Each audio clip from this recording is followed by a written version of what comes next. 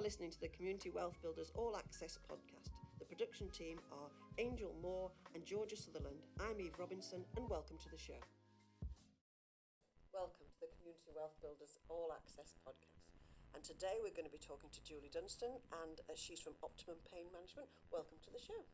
Thank you. And it's nice to have you here. And I know we're going to talk about pain management and everything, but what I'd like to do first is get a bit of a background on you. So what can you tell us about you? Well, I've been a nurse for over 40 years, which is a bit scary. But I got into pain management about 20 years ago. Rehabilitation, occupational health, and all the things associated with it. And about 8 years ago, a colleague and I, we decided that we could do a nice holistic way of pain management, but we were sort of found it really difficult within the constraints of the NHS, and thought we could do a decent job. So we formed Optimum Pain Management. Dr. Sampu is our lead consultant. He was my colleague, and he's led us for the last 8 years very successfully. And we've got a wonderful team of physiotherapists, OTs, nurses, radiographers, and other doctors, and it's good. It's not like going to work. It's a great team.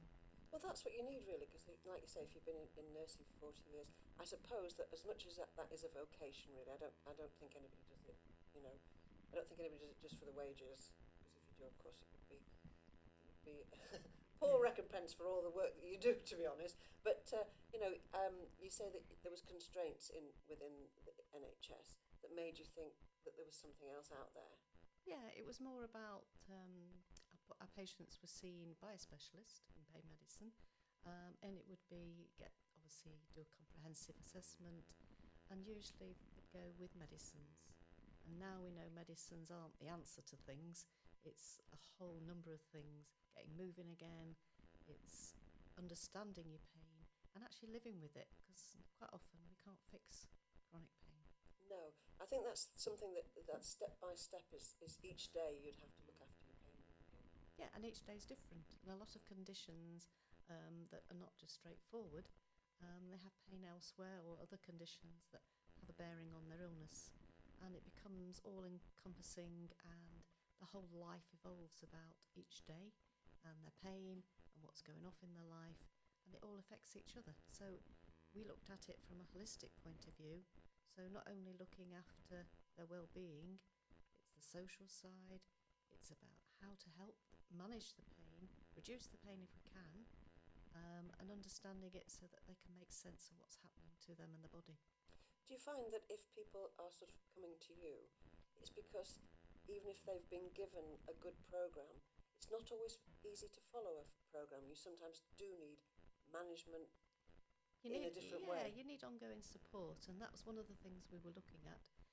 Things like this, podcasts help, and the Be Well programme with Doncaster, we've joined to health coach and go around the region, sort of helping out and talking and just having conversations with people, because we learn too from what people about their conditions, about what's out there for them, and other support groups that we can actually sign people to. So we try. It's getting that wider understanding, and what we wanted to do is pass that on to people. So we designed our programmes to usually over 6 to 8 weeks, which is quite a long time for people to concentrate, especially when they're in pain. But they usually find that we have the social element.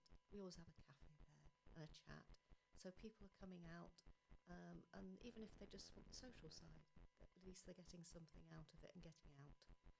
And we incorporate exercise, which we don't call exercise, we call it movement and things. It's exercise to people with pain is scary. Yeah, because a lot of times the barriers, you go to a doctor, they send you to somebody who refers, and you come out with a sheet of paper with some line drawings and what exercise you should do. But if you can go to a social aspect of it, if you can go to, like you say, a cafe and you meet other people doing the same, and then they say, oh, well, I do this, I do that. It all helps, doesn't it? Yeah, and that's where I was going to. We were hoping to set up drop-in cafe arrangements where people know we're going to be around, and they can come in and ask questions, have a conversation with us, and find out where to get help. Yeah. Because a lot of people don't realise that they can go to the GP, but there is a pathway they follow within the NHS, which is a little bit sort of a minefield to navigate when you don't understand it. And getting appointments as well is hard. So it's helping them understand. We even had the DWP come out to help them, support them, and understand what entitlements they That's can the have. Department of Work and Pensions. It is, yes, sorry. Yeah, sorry, just Yeah. some people might not know. Yeah. Yeah, so we have other people from the leisure centres come to say what's on, and we often have our pain management programmes at places like the Point, which is the Arts Centre in Doncaster, so that people have got other things that they can do after our programme, or even on the same day if they want to. And it's like a community hub. There's lots of other things going off. So how would somebody access your facility? At the moment, it's private. Because our NHS contract finished in North Nottinghamshire and Doncaster, South Yorkshire. But we're hoping that'll change soon. But at the moment, we just take private referrals. You just ring our number and somebody will direct you to either myself or Dr. Sampu for an assessment. And we go through and tell them what's on offer and help and support them in any way we can. I'll make sure all the links are there for your Optimum Pain Management, you know, Yeah.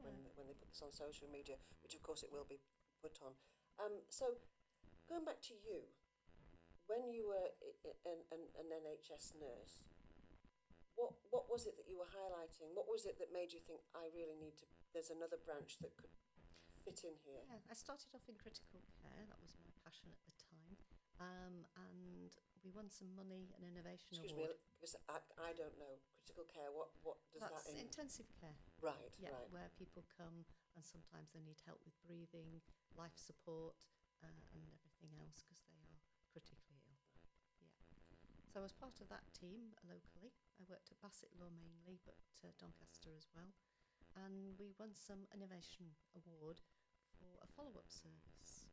And that involved following people up after they've had critical illness and they've been in intensive care and hospitalised for some time. And I would go and see them in the home, or I ran an outpatients clinic. And they would come to me, and one of the main things was discomfort, pain, and not really knowing what was happening to them, where to go. And that sort of opened my eyes up that it wasn't just about their illness, it was about the whole of them. Yeah. And that's where I come in with the holistic side of things. And it was be helping and supporting them, whether it be relationship worries, financial, as well as the medical problems, understanding their medicines, and understanding what they actually went through. Because a lot of people have gaps in their memory when they've been seriously ill. And the medicines also cause fogginess and brain fog, memory loss, and their bodies don't respond in the same way. So it was all about helping them move forward. And that's very much what pain management is. It's helping somebody with a chronic condition that affects their life and affects them emotionally, socially, and physically. So if somebody came to you, say I came to you, what would be the first step? So I've made obviously I've made the first step, which is the phone call, and I've got an appointment with you. What would happen next? Once you've had the phone call, somebody like myself would have a chat to you about what you'd like from the service, for one, what your expectations are. And then I would probably say, come and have an assessment face-to-face. Can do it virtually if you wanted to, if you struggled to get out the home, or psychologically you felt that you couldn't leave the home, because some people get to that point. And we do a full assessment. So that's what you can and can't do, physically, how it affects you, what medications you're on, other health problems, how your pain is, the history of it, and when it all started. And the main thing is to listen to you. And it would be the biggest part of the first interview, would let you talk about your pain and you and how it affects you. And it's nice that somebody understands and believes you. And a lot of people say that. And I often have to have a box of tissues, because most people cry, not because they're upset with me, but because they're relieved somebody's listening to them and understands where they're coming from. Because very often I think we all try to sort of smooth over. So if somebody says, oh, do you fancy going doing this? And you think, oh, no, because I've got to get back in and out of the car and do this. And you say no, so they don't understand. Or they say, oh, you'll be all right. and you know you won't, and you go along and you feel like you're a burden. So to be able to talk it out and say, the reason I don't do this is because of that, or I tried doing that and I ended up in a, So yes, the listening part. I think that's the same with so many things, though. It is, To yeah. think that somebody's heard you is very important. It is, and actually, believing them, understanding them, and actually understanding their condition. Because a lot of people feel that sometimes when they go and see people, they haven't read the notes or they don't understand the whole picture, they haven't read the background and all those things.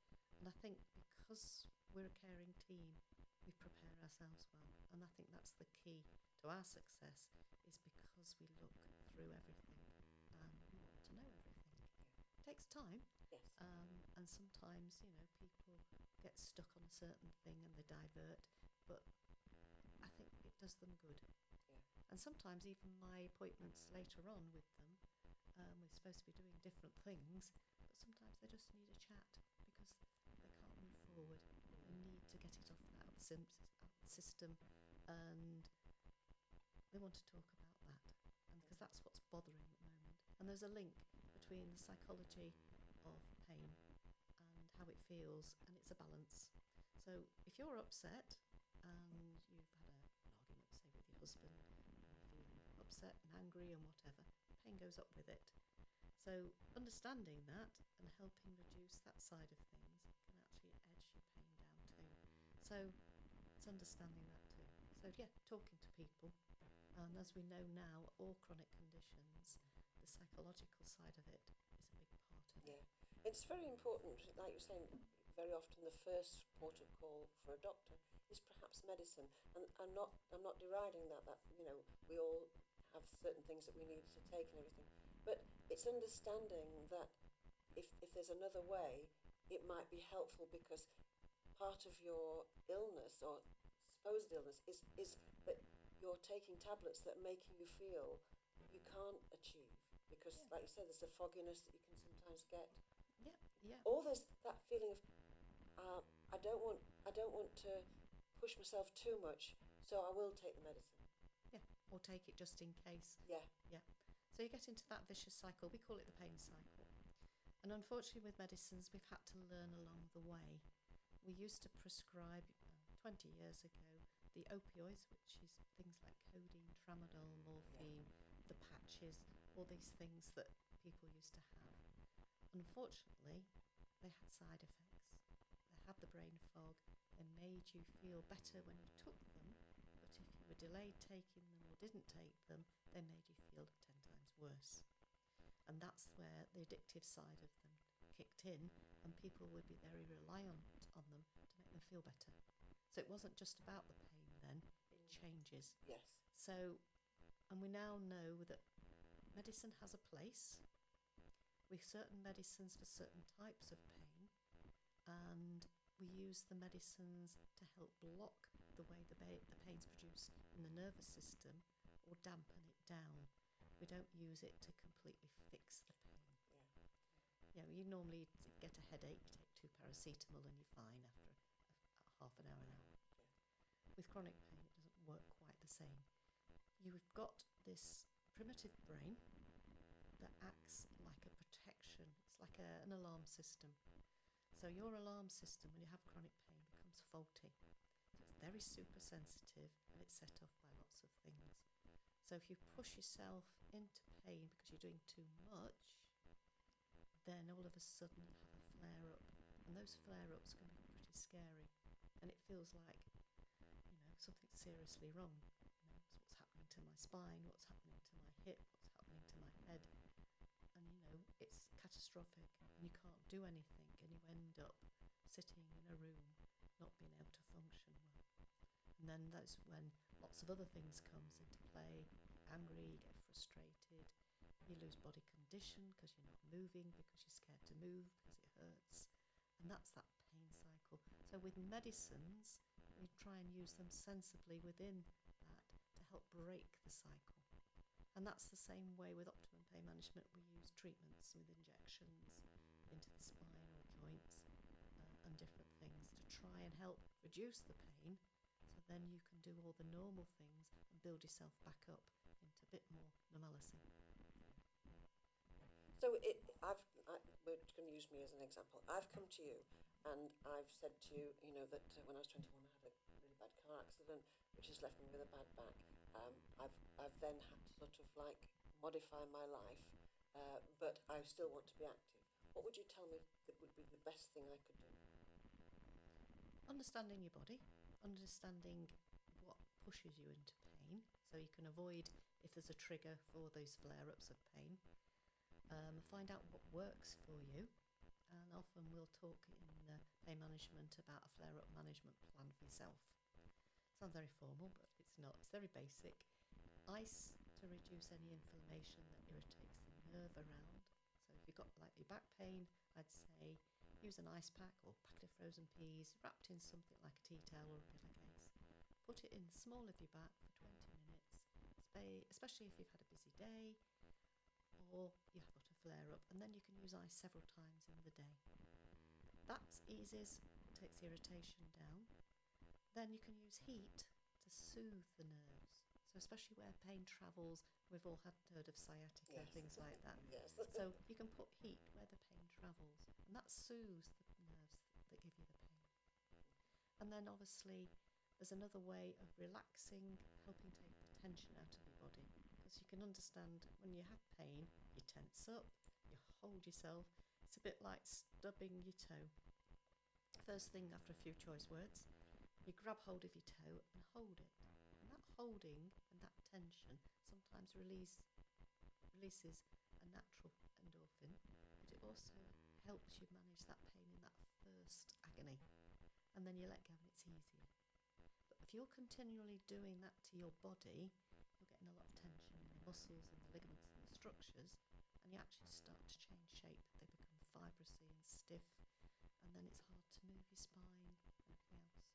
So having a little bit of a plan that's personal to you, what works for you, is better. Yeah. So, and the thing is that obviously when somebody my age comes, I'm 68, so I come along, I wouldn't just have that one problem that happened when I was 21. There'd be other things. So you'd obviously that listening initially will give you a whole picture of me, and you'll be able to really tailor it to me.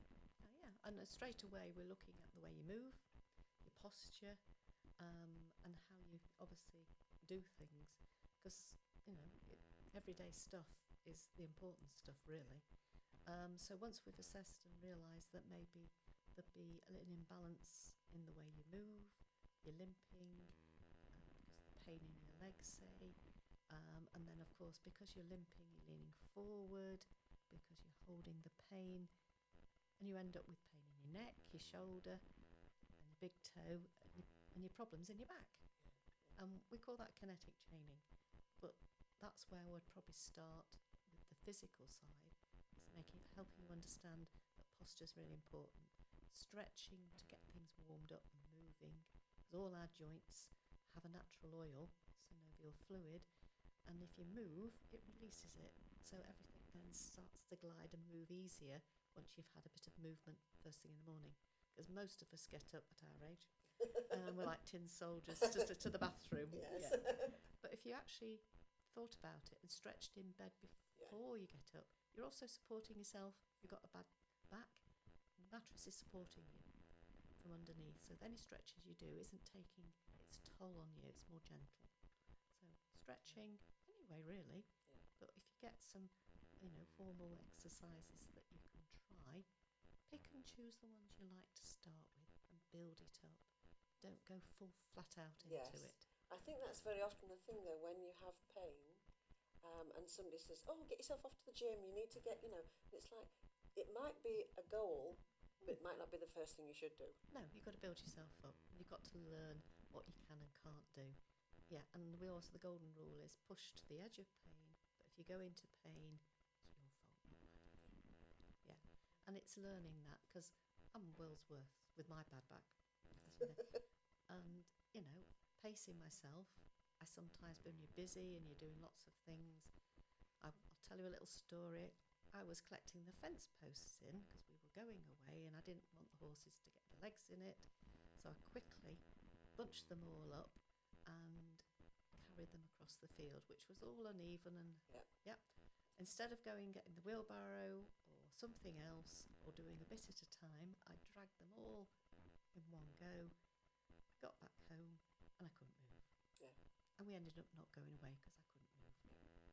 So, you know, even it's very easy though, because as you get older, I have a little mantra in my head now, which I know might sound ridiculous, but I saw this thing on Facebook or somewhere where it said, after you're 60, don't climb up anything that's more than 2 steps, like in a ladder or something. And I thought, oh, and then I thought, and what I hear in my head is my children saying, what do you think you're doing climbing up a ladder at 68? And when or carrying those at 68, and it's like, sometimes I know I can, and other times I think, they're right, you know, because tomorrow I will regret doing that. So you just have to, it's a bit like alcoholics. You know, if you're an alcoholic and you stop drinking, it's no use thinking I've stopped drinking for the rest of my life. You have to do it for every day. You have to maintain that. You have to maintain your sobriety every day. And it's the same with as you get older. You've got to maintain yourself every day to be able to carry on, haven't you? And that's where people lose their body condition, and they put weight on, and they haven't got the inclination because they're tired more, and everything else. So keeping going at the right pace for you, and then try and build on it. So, you know, practice the steps. If you're going to go up and down ladders, practice stepping so that your body and your thighs are built up sufficiently to cope with anything that you might want to do if you choose to go up a ladder. But you do have to sort of be aware that time is passing, because I don't mean we can't all be Mick Jagger and jumping all over this. You know, we can't all be that, because that's his job. He has to do that for he does that for 6 hours so that he can do that. But we do have to keep ourselves going. But we also do have to be aware that we are that bit older, so that we don't push ourselves to the point where you can't do things because you've put yourself into pain. Yeah. So that's where the rest stops. The going out and get a cuppa, you know, or just chilling out and doing it for half a day rather than the full day, because we're very much our generation now and older, it was very much you got the job done, you know. Even the ladies that didn't work, but they did work at home. Yeah, just gonna I remember my mum, we're gonna wallpaper this room while you're at school today. And it's like, you know, and it got done, you know. But then she's probably suffered then the days afterwards, and she walked a bit slower and everything else. Yeah. But it is about pacing it. It's like vacuuming. That's one of a big job for somebody with a bad back. Yes. And it's very strenuous. So why do we put ourselves vacuuming the whole of the bottom ground floor of the house in one day? Or even, you know, why do we have to do one room? Yeah. Just do a bit of a room, do a bit of polishing, go and get a coffee, come back and finish it. It's the same with gardening. This time of year, everybody wants to get out, plant things in, dig it over. Why do it all in one day? Because it's sun's out. Because we think, the sun's out, so I must get the lawn done. Put all that rubbish in the bin. They're collecting the bins for the first time, the green bins, and you get this whole little list, and it's like, let's just make that list into segments. It is, and that's the key, pacing. It's the golden word.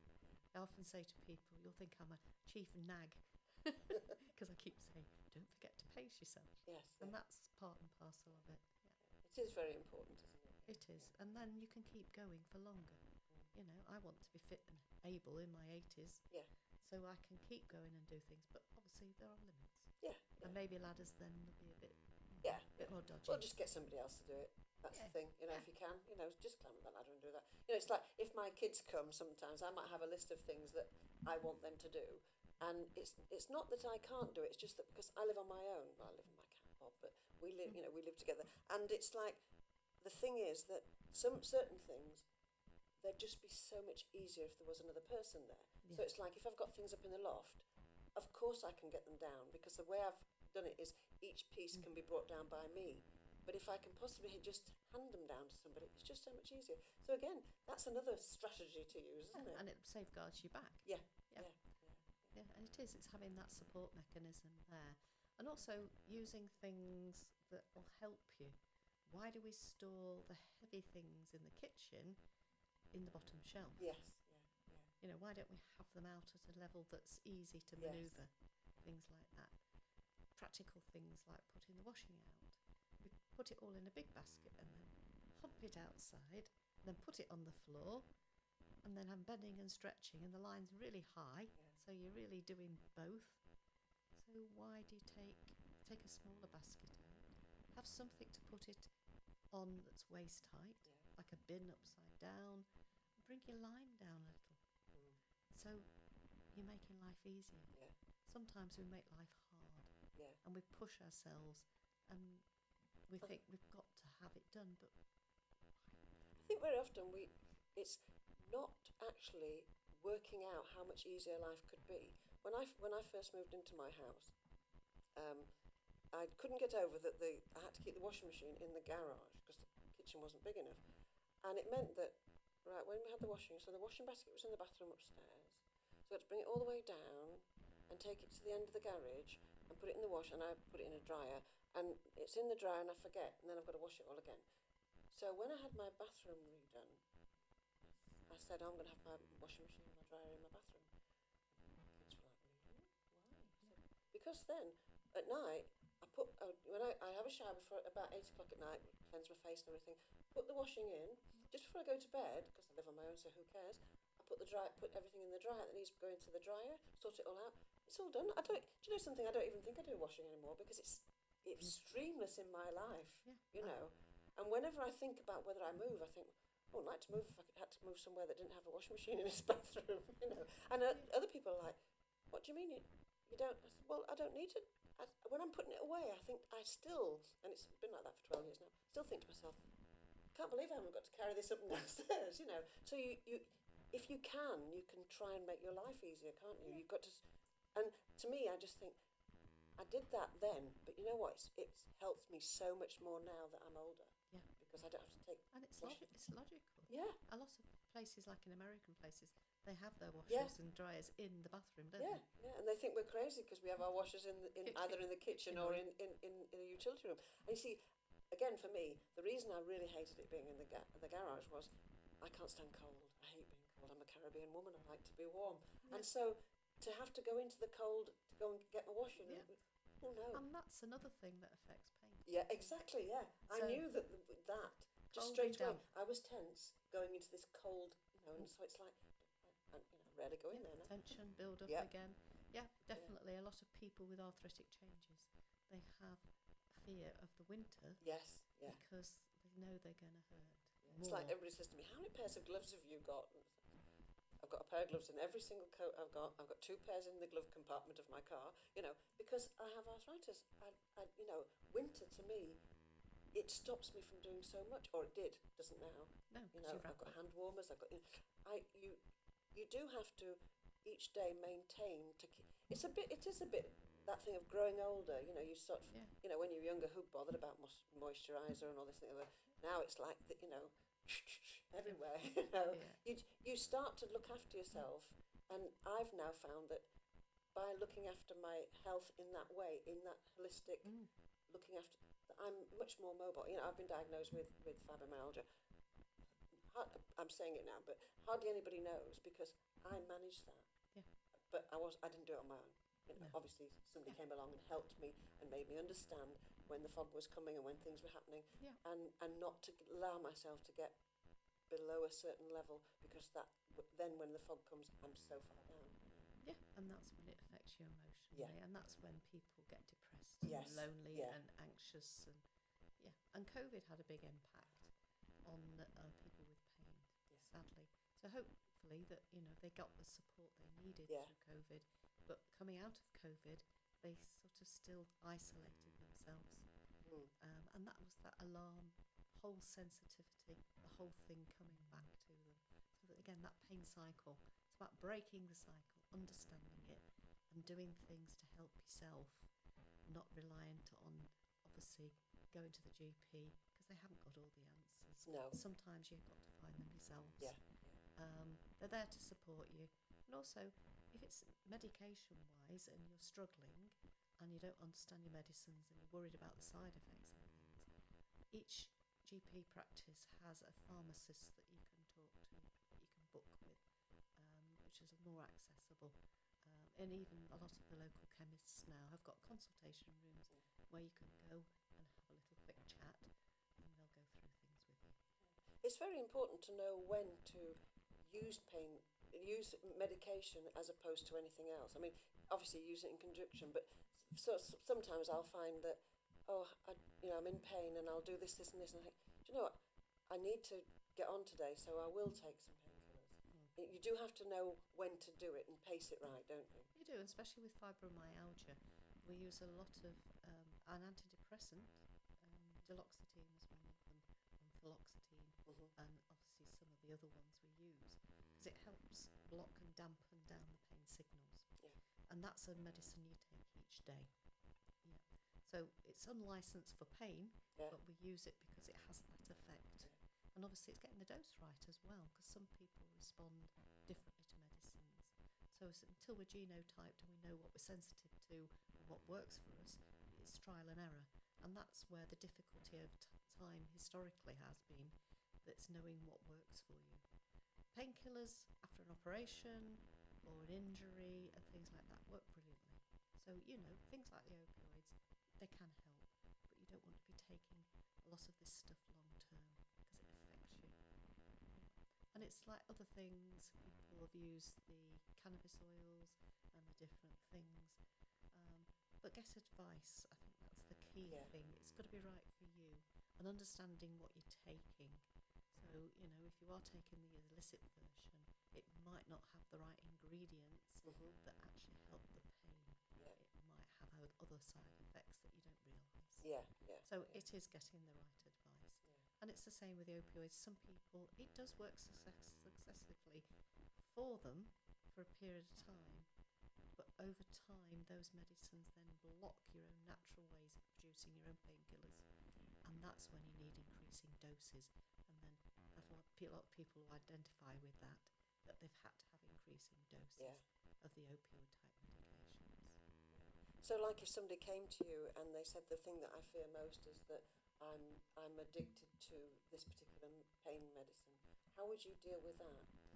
We talk about obviously the goals they've got, and what the actual medicine is helping them with, breaking it down. Does it help with your pain, or does it make you feel better, or does it take this amount off you? It's working it out. And then if there's something else that's not as, how can you put it, strong, that we could reduce down onto, we could reduce it and see what happens. Or very slowly, you might consider, obviously with your consent, is to gradually reduce the dose and how often you take it. But sometimes I've worked with people and it's taken a couple of years to do that, because they've been on it 20 odd years, on a really high dose. They know that they have problems coming off it, or they've missed a dose, or it's late. They get this horrible withdrawal, and it's not nice for people. So we do understand, but coming off gradually and seeing if it actually really does work, it makes a difference. And it might mean that they stay on a lower dose for a little while, and then when they're ready, we then progress on. So it's individual. Yeah, because the thing is, I think in my head, I think that a lot of pain medicine, a lot of people who take drugs, whether illicitly or whatever, it's sort of like masks real life. It doesn't put you in a place where you can live your life. Like for me, I find that I want to live a really authentic life, so I don't really want to be taking pills and things. I want to know that I'm feeling pain, so I should be doing this to try and make that. It's like you say, I am that person who, before I get out of bed, I do my stretches, because if I do, my whole day goes better. And whether that's just psychological or whether it's actually is that I'm doing something, and of course I am doing to a certain extent, but there's just something about that day that if I don't do that, I don't feel I have the right day, and then it puts me back into that, I'm a bit of pain, so should I take something? And I don't want to do that. I want to be as self-sufficient as possible. And that's right for you. Yeah. Some people are so sensitive, they are desperate for some relief. Yeah. And they're the people that have complex pain problems. That is a little bit different, so we have to treat things a little different. And that takes time and understanding. So sometimes painkillers can play a role, or injections, to take the pain down, so they can then start to function and get the movement like you have and things like that, and learn how to understand their bodies and build on from there. So yeah, but I think it's because you're an individual, and I think that's the key to it all. When you're working with somebody like we do in the community, it's understanding that everybody's so different, and obviously you think differently. You have different values, there's different cultures, spiritually as well. And it's also how you've been brought up to think as well. Yeah, it's the do or bust thing comes in again, and you've got to get it done. Or you're not moving enough because you think the pain's going to get worse. And sometimes it's being so frightened that you think something is seriously wrong.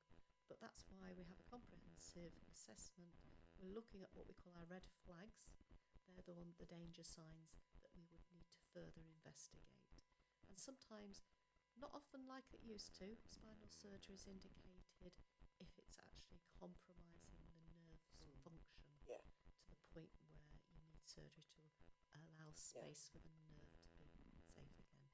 Or there's a disc that's completely herniated and the centre of it's come out, which is very corrosive. There's all sorts of conditions that may need some surgical intervention, but most of the time we know that surgery is not the answer, and it doesn't always fix the pain.